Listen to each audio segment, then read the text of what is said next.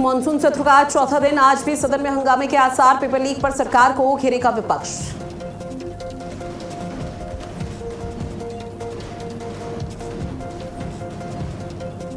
गोरखपुर को आज मिलेगी विकास की करोड़ों की सौगात। योगी आदित्यनाथ करेंगे 6 लेन फ्लाईओवर का लोकार्पण। 429.49 करोड़ रुपए की लागत से तैयार हुआ फ्लाईओवर।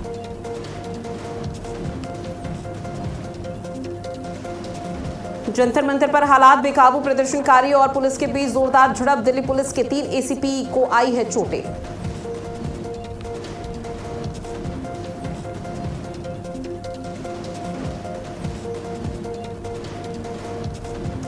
सोनम वांगचुक ने जारी किया वीडियो मैसेज, कहा छात्रों के खिलाफ कोई कार्रवाई न करे सरकार भरोसा दिलाए तो मैं आज ही करता हूं अनशन खत्म।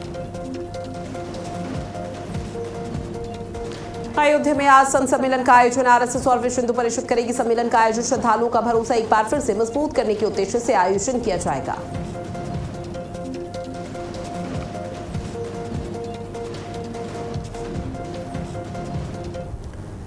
नमस्कार, बहुत स्वागत आप सभी का भारत अपडेट पर। मैं हूं आपके साथ ऋतु भंडारी और शुरुआत करते हैं एक बड़ी खबर के साथ बुलेटिन की, जहां मॉनसून सत्र का आज चौथा दिन है। आज भी सदन में हंगामे के आसार रहने वाले हैं और पेपर लीक पर सरकार को विपक्ष घेरेगा। पूरी रणनीति विपक्ष की तैयार है कि किस तरह से सरकार को घेरना है, क्योंकि विपक्ष महज बस चाहता है इस वक्त कि पेपर लीक के मुद्दे को लेकर और 20 जुलाई को जो पूरा घटनाक्रम देश की राजधानी दिल्ली में हुआ, छात्रों पर लाठी भांजी गई पुलिस प्रशासन की तरफ से, उसको लेकर सत्ता पक्ष से जब सवाल पूछे जा रहे हैं उन सवालों का सिलसिलेवार तरीके से सत्ता पक्ष जवाब दे। इस बीच आपको बता दें कि लगातार हंगामे की भेंट ये कार्यवाही सदन की चढ़ती हुई नजर आ रही थी, जिसके बाद कार्यवाही को स्थगित कर दिया जाता है। लेकिन अब सत्ता पक्ष तैयार हो चुका है। सत्ता पक्ष की तरफ से कल संसदीय कार्य मंत्री किरेन रिजिजू की तरफ से खुद कहा भी गया कि वो बातचीत के लिए तैयार हैं। विपक्ष के जो सवाल हैं उन सवालों का जवाब देने के लिए तैयार है, लेकिन विपक्ष को भी यहां पर आग्रह किया गया है कि सुचारू और शांतिपूर्ण तरीके से वो अपने सवाल रखें। उन सवालों का सिलसिलेवार तरीके से जवाब दिया जाएगा और सदन में जब चर्चा होगी इस पूरे मसले को लेकर तो बकायदा क्या हुआ, कैसे हुआ, कब हुआ, क्यों हुआ और आगे नहीं होगा, इन सब चीज को लेकर बातचीत की जाएगी। तो निश्चित तौर पर हर किसी की नजरें टिकी हुई है कि सदन पे इस पूरे मसले को लेकर कैसे चर्चा होती है, क्योंकि विपक्ष आज भी रीति नीति तैयार कर रहा है। कल काले कपड़े पहनकर राहुल गांधी और विपक्षी के तमाम जो सांसद हैं वो काले कपड़े पहनकर अपनी नाराजगी सदन के भीतर और बाहर दर्ज कराते हुए नजर आए थे। आज भी सड़क से लेकर सदन तक हंगामा देखने को मिल सकता है और सबसे बड़ा मुद्दा इस वक्त देश में कोई बना हुआ है तो वो है पेपर लीक, जो नीट का यहां पर हुआ था और उसके बाद 21 जून को बकायदा री एग्जाम हुआ था, जो कि सही और सुचारू तरीके से संपन्न हुआ। लेकिन जिन छात्रों ने अपनी जान गंवाई, जो अब हमारे बीच में नहीं रहे, उनको लगातार यहां पर मुआवजा देने की मांग भी इस दौरान प्रदर्शन में की जा रही थी। ज्यादा जानकारी के साथ मेरे सहयोगी स्नेह कमल हमारे साथ फोन लाइन पर जुड़े हुए हैं। स्नेह कमल, मॉनसून सत्र का आज चौथा दिन और इसमें कोई दो राय नहीं कि आज भी हंगामे की भेंट ये कार्यवाही चढ़ सकती है।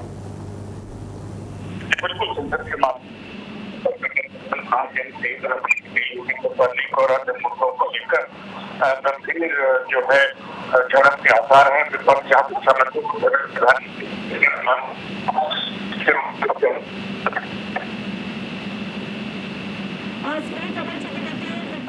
फिलहाल ये चाहता है कि सत्ता पक्ष से सिलसिलेवार तरीके से बात हो, सदन में अपनी बात रख पाए, लेकिन अब किस तरह से दोनों ही दल यहां पर अपनी अपनी बातें रखते हैं, सदन में चर्चा होती है, वो देखना बेहद महत्वपूर्ण है। बहरहाल आपने जानकारी साझा की उसके लिए बहुत शुक्रिया स्नेह कमल आपका। तो देखिए, मॉनसून सत्र का आज चौथा दिन है और चौथे दिन भी आज हंगामे की भेंट कार्यवाही चढ़ सकती है। आज भी सदन में हंगामे के आसार जताए जा रहे हैं। पेपर लीक पर सरकार को विपक्ष घेरेगा।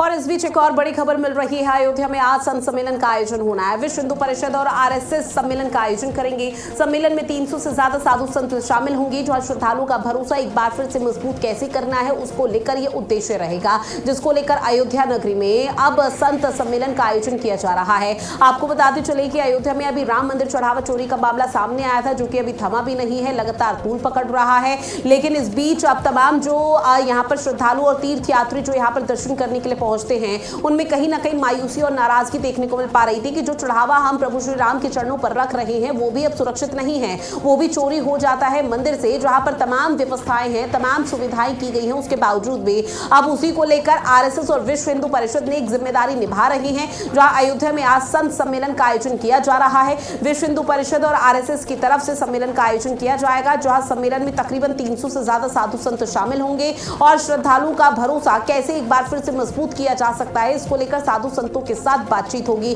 क्योंकि साधु संतों की भी नाराजगी लगातार इस पूरे मामले पर देखने को मिल रही थी और साधु संतों का सीधे तौर पर यह कहना था जो भी दोषी है, जो भी चोर है, उसको सीधा जेल की सलाखों के पीछे पहुंचाया जा सके। हालांकि 8 आरोपी इस वक्त जेल की सलाखों के पीछे हैं, कानूनी कार्रवाई चल रही है, सुप्रीम कोर्ट में भी ये पूरा मसला है, एसआईटी भी पूरे मामले की कार्रवाई कर रही है और बहुत जल्दी एसआईटी का पुनर्गठन भी होता हुआ इस पूरे मामले पर नजर आएगा।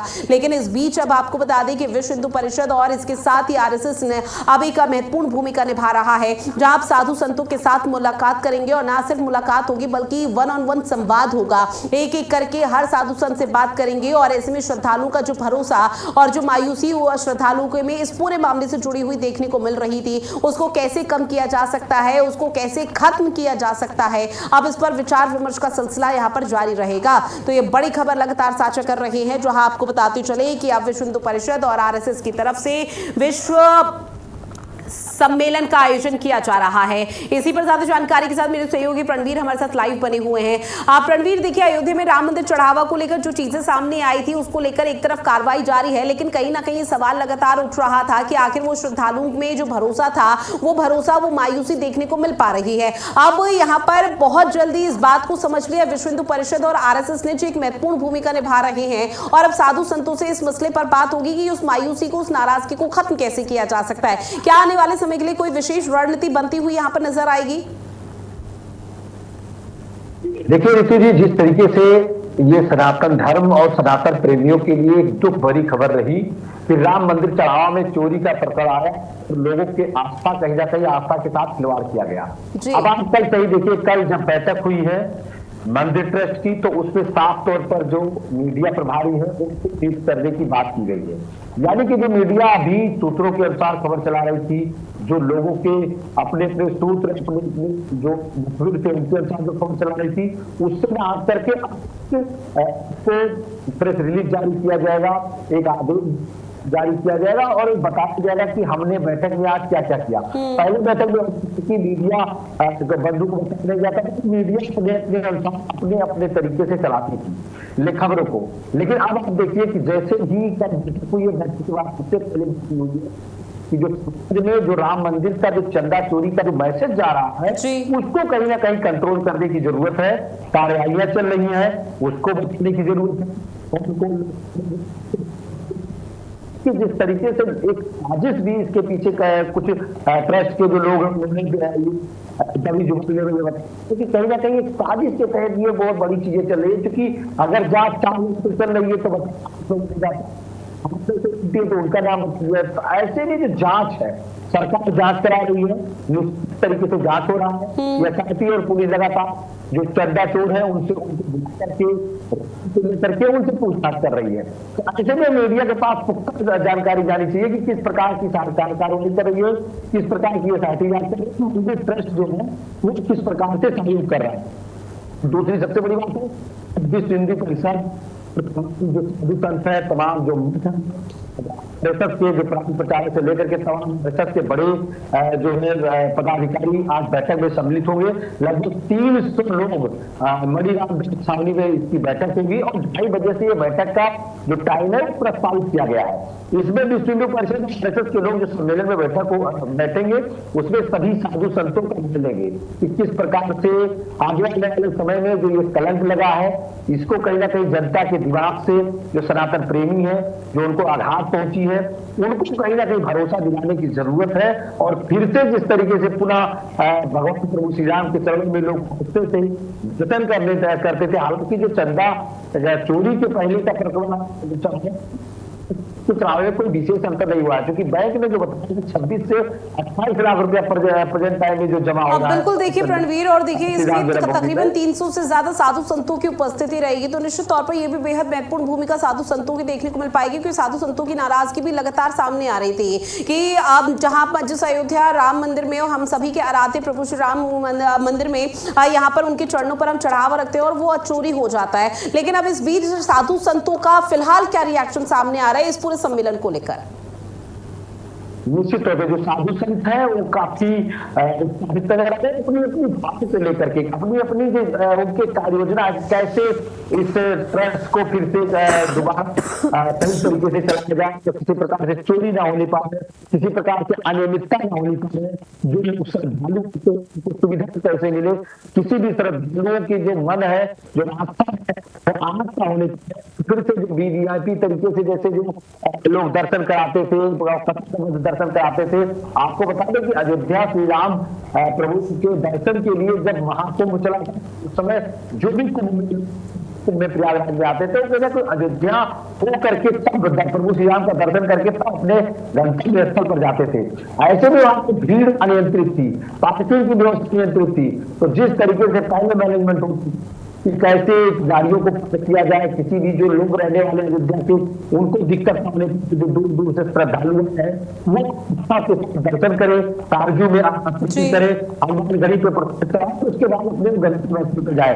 आज जो साधु संतों की बैठक होगी तो कहीं ना कहीं 300 साधु संत जमा होंगे, उसमें जो महामंडलेश्वर होंगे, मठ के होंगे, विष्णु परिषद के होंगे, जो किस तरीके से आने वाले समय में हम इसको पुनः सही तरीके से चलाएंगे और श्रद्धालुओं का जो भरोसा है उसको कभी तोड़ने नहीं देंगे। सनातन प्रेमियों का जो प्रेम उसको बचाए रखने के लिए जैसे लोग पहले मेहनत करते चले आए, इसी तरीके से इस ट्रस्ट को श्री राम प्रभु के दर्शन करने आने वाले श्रद्धालुओं को सुविधा दी जाएगी, उनको दर्शन कराया जाएगा और किसी भी प्रकार से जो चोरी का प्रकरण निकल करके आया है उस पर किस तरीके से हम निगरानी रख रहे हैं, किस तरीके से हम मॉनिटरिंग सेल बनाएंगे, किस तरीके से करेंगे। हालांकि गणना की जो बात निकल करके आई है, तब भी साफ तौर पर कहा गया है कि गणना के बाद में किसी प्रकार की चोरी नहीं की गई है, यानी जो भी चोरियां जो भी अनियमितता हुई है वो गणना के पहले हुई है, क्योंकि गणना होने के बाद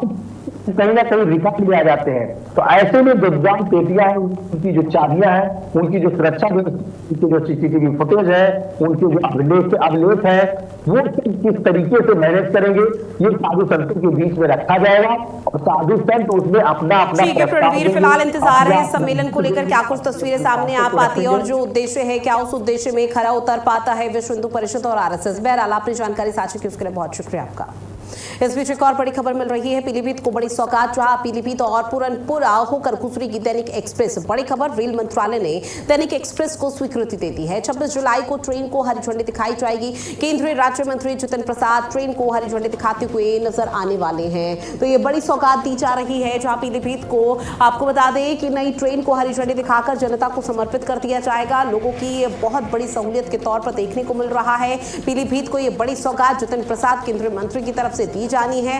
इसके साथ ही आपको बता दें कि जितिन प्रसाद ट्रेन को हरी झंडी दिखाएंगे। अब पीलीभीत और पूरनपुर होकर गुजरेगी दैनिक एक्सप्रेस, जहां स्वीकृति मिल चुकी है। रेल मंत्रालय ने दैनिक एक्सप्रेस को स्वीकृति दे दी है, पूरी तरह से वो पटरी पर दौड़ने के लिए तैयार है। अब महज इंतजार उस दिन का जब केंद्रीय मंत्री जितिन प्रसाद की तरफ से स्वीकृति यहां पर जो दी गई है, फिलहाल रेल मंत्रालय की तरफ से उसको हरी झंडी दिखाते हुए पीलीभीत जंक्शन से नजर आने वाले हैं। इसके साथ ही आम जनमानस को ये बहुत बड़ी राहत है एक जगह से दूसरी जगह पहुंचने के लिए। और इसके साथ ही अब ट्रेनों को लेकर जो वहां पर कम संचालन हुआ करता था, उसमें लोगों को कई तरह की परेशानियां होती थी। और जितिन प्रसाद की तरफ से ये कहना कि चूंकि रेलवे विभाग एक ऐसा है जो देश की अर्थव्यवस्था को सबसे ज्यादा मजबूत करता है, लेकिन आने वाले समय में पीलीभीत को भी हम उस श्रेणी में लाएंगे जहां पीलीभीत में लगातार जो ट्रेनें हैं वो पटरी पर दौड़ती हुई नजर आएगी। और ये पीलीभीत पूरनपुर वासियों के लिए बहुत बड़ी सौगात है, जहां रेल मंत्रालय ने दैनिक एक्सप्रेस को स्वीकृति दे दी है। अब 26 जुलाई की वो तारीख है जब ट्रेन को हरी झंडी दिखाएंगे जितिन प्रसाद। केंद्रीय राज्य मंत्री जितिन प्रसाद हरी झंडी दिखाते हुए नजर आएंगे। इस कार्यक्रम को लेकर लगभग सभी तैयारी, नई ट्रेन को हरी झंडी दिखाकर जनता को समर्पित कर दिया जाएगा। सरताज सिद्दीकी मेरे सहयोगी फोन लाइन पर हमारे साथ जुड़े हुए हैं। सरताज, फिलहाल क्या कुछ जानकारी, जहां रेल मंत्रालय ने दैनिक एक्सप्रेस को स्वीकृति दी है और 26 जुलाई की तारीख जहां केंद्रीय राज्य मंत्री जितिन प्रसाद हरी झंडी दिखाएंगे। जी, आपको बता दें, मामला यूपी के जनपद का है, जहां पीलीभीत के सांसद व केंद्रीय मंत्री जितिन प्रसाद ने एक नई ट्रेन को मंजूरी दिलाई है, जो कि पीलीभीत और पूरनपुर होकर लखनऊ जाया करेगी। तो इसमें ऋतु, आपको बता दें, निश्चित तौर पर कहा जा सकता है इसमें रोजगार के लोगों को भी बढ़ावा मिलेगा। जो लोग रोजगार के लिए लखनऊ से रोजगार करना चाहते, जो पीलीभीत और पूरनपुर तक अभी तक सीमित थे, तो उनको और आने जाने में भी काफी राहत लोगों को मिलेगी। जी ऋतु, देखिए, बहुत बड़ी सौगात के तौर पर माना जा रहा है और चूंकि कहा जाता है जो रेलवे विभाग है या रेल मंत्रालय है वो कहीं ना कहीं देश की अर्थव्यवस्था को बहुत ज्यादा मजबूत करता है, वो रीढ़ है। अब ऐसे में पीलीभीत में भी लगातार ट्रेनों के संचालन को बढ़ाया जा रहा है, तो न सिर्फ रोजगार बल्कि ये मानकर चला जाए कि विकास की गति पर भी चार चांद लगेंगे। बिल्कुल, इसमें विकास की भी गति पे चार चांद लगेंगे। साथ ही आपको बता दें, पीलीभीत के जो केंद्रीय मंत्री जितिन प्रसाद हैं, तीनों की काफी अथक प्रयास से अभी भी एक ट्रेन को इन्होंने हरी झंडी दिखाई थी। योगी आने वाले अभी पूरनपुर में रेलवे स्टेशन से इस ट्रेन को 26 तारीख को हरी झंडी दिखाएंगे। इसमें लोगों ने काफी आभार क्षेत्र के लोगों ने जताया है, खुशी जाहिर की है। साथ ही जितिन प्रसाद ने जो रेल मंत्री है उनका शुक्रगुजार किया है ट्रेन को लेकर। जी ऋतु, इस बीच पीलीभीत और पूरनपुर के लोगों का क्या कुछ कहना, उनमें कितना उत्साह?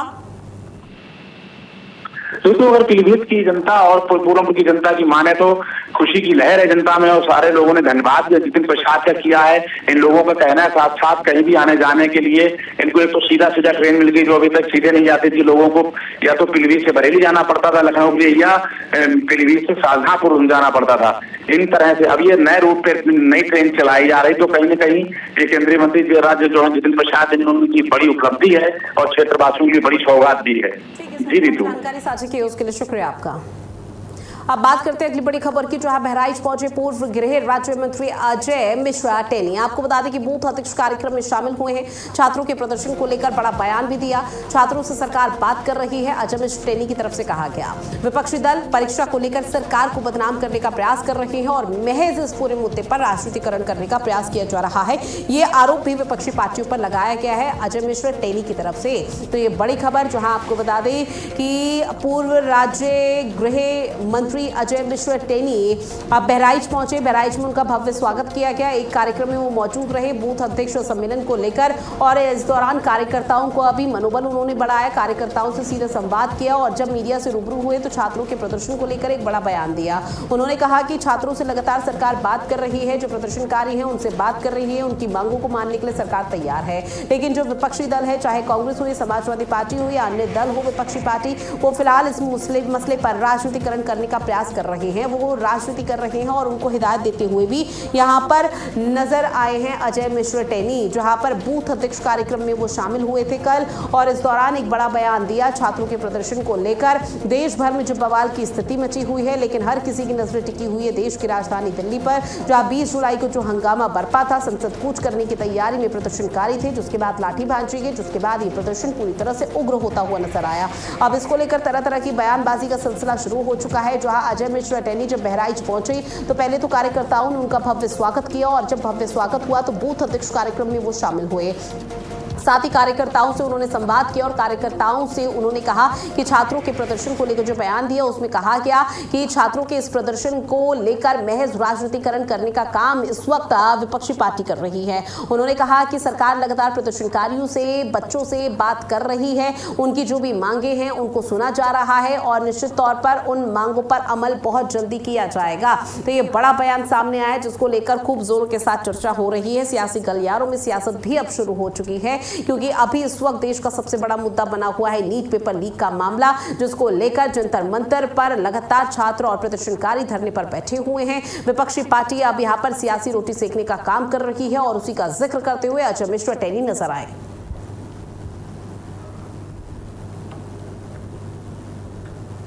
ऐसे ना कि छात्रों से बिल्कुल बात की जा रही है। विरोधी राजनीतिक दल छात्रों के परीक्षा को लेकर के सरकार को बदनाम करके राजनीति करना चाहते हैं। देखिए, आप अगर देखेंगे सरकार ने जिस तरह से काम किया, नीट की परीक्षा में कुछ अड़चनें आई, तुरंत उन्होंने नीट की परीक्षा कराई, परीक्षा करा कर परिणाम भी आ गया है। छात्र को काउंसलिंग करा रहे हैं, कॉलेज में एडमिशन ले रहे हैं, ये लोग सड़क पर अराजकता फैलाने का प्रयास कर रहे हैं। बाकी सरकार हमेशा छात्रों के साथ है। मोदी जी ने कल भी कहा है कि हम लोग छात्रों के हितों के साथ कोई खिलवाड़ नहीं होने देंगे। साथ ही कानपुर में भूजल के लगातार गिरते स्तर और जल संसाधनों के संरक्षण के प्रति अब जागरूकता बढ़ाने के उद्देश्य से पूरे प्रदेश में भूजल सप्ताह मनाया जा रहा है। जल जीवन की सबसे मूलभूत आवश्यकताओं में से एक है। अब इसी सोच को आत्मसात करते हुए Uttar Pradesh metro rail corporation limited वर्षा जल संरक्षण के लिए पिट्स और रिसाइकल्ड वाटर के उपयोग जैसे प्रयासों के माध्यम से इस दिशा में व्यापक स्तर पर काम कर रहा है।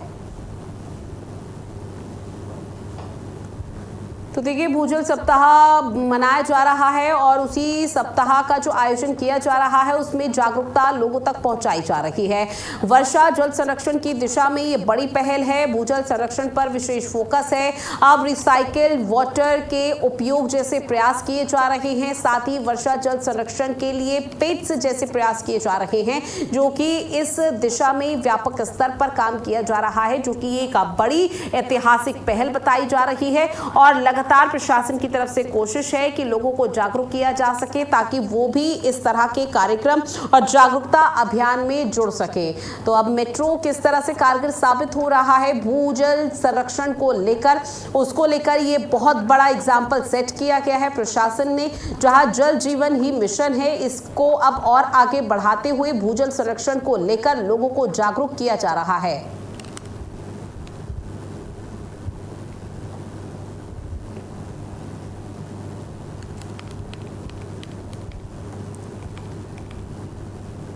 अब बात प्रयागराज की करते हैं, जहां पर कांवड़ यात्रा को सुरक्षित, सुव्यवस्थित और सुचारू रूप से संपन्न कराने के लिए प्रयागराज प्रशासन पूरी तरह से अलर्ट मोड पर है। अब पुलिस आयुक्त जोगेंद्र कुमार और जिलाधिकारी मनीष कुमार वर्मा ने दशाश्वमेध घाट, मनकामेश्वर मंदिर और कांवड़ यात्रा मार्ग का निरीक्षण किया। अधिकारियों ने संबंधित विभागों को साफ सफाई, सुरक्षा, यातायात और श्रद्धालुओं की सुविधाओं से जुड़े सभी इंतजाम समय से पूरे करने के निर्देश दिए हैं। पुलिस आयुक्त ने घाटों पर सीसीटीवी कैमरे, ड्रोन निगरानी, पीए सिस्टम, साथ ही पर्याप्त पुलिस बल, पार्किंग और डायवर्जन की व्यवस्था सुनिश्चित करने के निर्देश दिए। प्रशासन ने सभी विभागों को आपसी समन्वय के साथ बिना किसी लापरवाही के कांवड़ यात्रा को सकुशल संपन्न कराने के निर्देश दिए।